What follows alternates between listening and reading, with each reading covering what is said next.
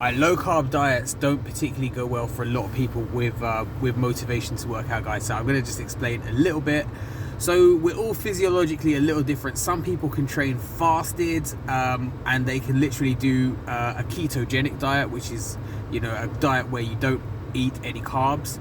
But for many people, myself included, I just don't have the motivation to lift if I don't have a certain amount of carbohydrates in my body. So the way I would do it, obviously with carbs, if you have too many bread, carbohydrates, porridge, blah, blah, blah, because they are not an essential thing that the body needs. They're not an essential macronutrient. The body doesn't need them, but it does need fats, like meats, and protein as well.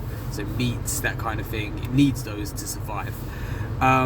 Generally, if you have too many carbs in your diet, it does leave you disposed to overeat a bit, because where your body's missing the nutrition it needs from fat and protein, it naturally is just a consequence that you end up eating a bit more calories. Okay, that's just the way it is.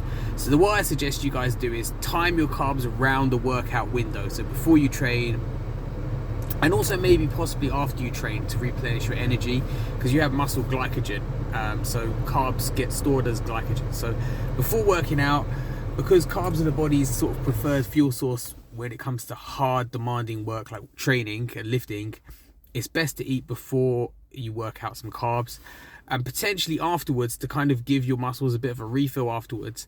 But other than that, if you want to try going low carb, you can. But personally, to do that before a workout, it doesn't work well for me. And you might find you're like me as well in that sense. You need a certain amount of carbs in you before you work out, so you can get a good amount of energy going in.